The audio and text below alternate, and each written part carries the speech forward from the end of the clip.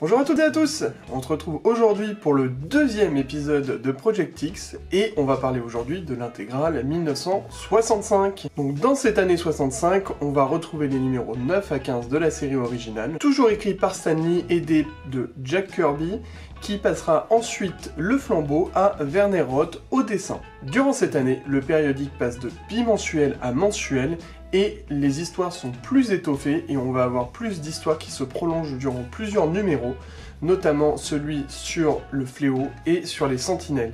Les fans sont de plus en plus nombreux et on retrouve de nombreux featuring, comme on peut dire maintenant, entre les Avengers par exemple, Khazar et encore les mauvais mutants. Mais passons tout de suite au premier numéro. Alors que le professeur Xavier se bat contre Lucifer, les X-Men rencontrent pour la première fois les Avengers. C'est le premier crossover entre les deux équipes. Une première bataille où tout le monde se rend coup pour coup. Cela aura sûrement inspiré Marvel dans les crossovers plus récents entre Avengers et X-Men, notamment le Avengers vs X-Men. Mais le combat est ailleurs, car le Professeur X lutte de toutes ses forces contre Lucifer qui a promis de réduire le monde en poussière. As usual, dira-t-on. Dans le numéro 10, nos X-Men partent en Terre sauvage pour un voyage aux confins du monde. Durant ce voyage, ils vont rencontrer Khazar pour sa première apparition dans le monde Marvel. Ce Khazar-là n'a rien à voir avec le premier Khazar sorti en 1939. Celui-ci est un homme échoué qui va être élevé en terre sauvage et qui sera toujours accompagné de son fidèle Zabu. Khazar va ainsi aider les X-Men à sauver Angel et Marvel Girl, emprisonnés par la tribu sauvage.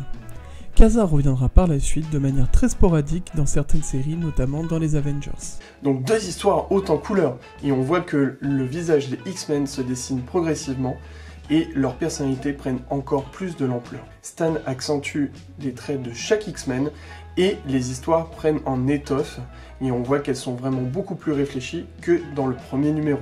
Cela sera encore plus frappant dans la suite des numéros. Le prochain numéro, le numéro 11, est un numéro qu'on pourrait dire de transition, où les X-Men vont affronter un être cosmique, et c'est sa première apparition, c'est l'étranger, et dans ce numéro, ils vont rencontrer encore une fois les mauvais mutants qui vont se dissoudre à la fin de ce numéro. Mais le meilleur reste à venir, avec les histoires du fléau et des sentinelles. Le fléau apparaît dans le numéro 12, c'est le demi-frère du professeur X après que sa mère se soit remariée. Il s'appelle Cain Marco et il devient le fléau durant la guerre de Corée en s'emparant du rubis de Cyttorak. Il acquiert du coup une force inimaginable et il est capable de générer un champ de force et d'être protégé par son casque des attaques psy de son demi-frère. Ce combat entre les X-Men est un enchaînement d'obstacles que le fléau relève un par un. Et finalement c'est ce détail qui me plaît dans cette bataille. Le fléau revient à chaque fois à la charge d'autant plus fort qu'il subit un obstacle. Et il paraît du coup inarrêtable, et seule l'aide de la Torche, l'un des membres des 4 Fantastiques, permettra de vaincre K1. A la fin, le fléau a bien détruit la maison des X-Men, mais il ne reviendra pas de sitôt. On le verra après dans de nombreuses aventures où il affrontera les X-Men, et ça deviendra dès lors un personnage récurrent. Un combat épique, à n'en pas douter. Les X-Men prennent quelques jours de vacances après ce combat, mais une menace encore plus grande les attend, et c'est les sentinelles qui apparaissent. Les sentinelles. Quelles sont-elles? Quel est leur motif?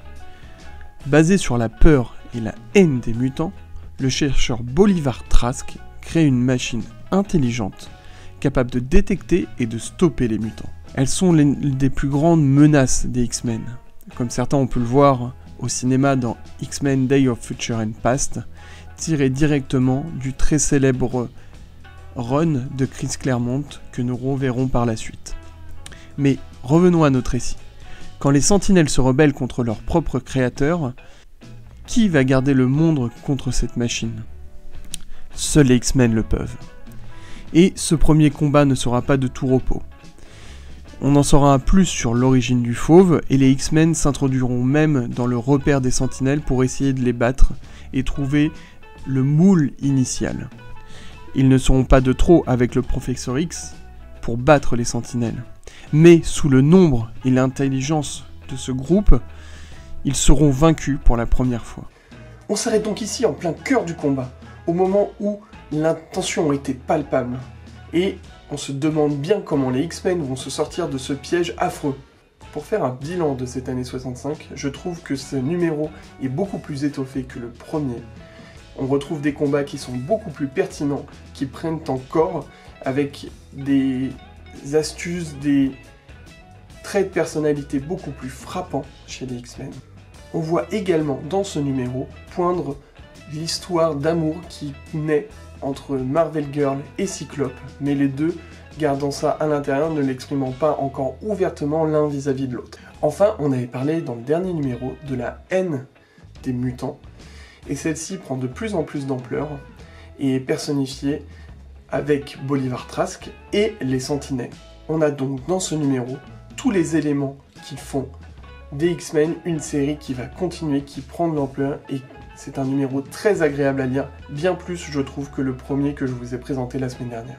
On se retrouve donc pour l'épisode 3 la semaine prochaine et on en saura plus sur le sort qui sera donné aux X-Men par les Sentinelles.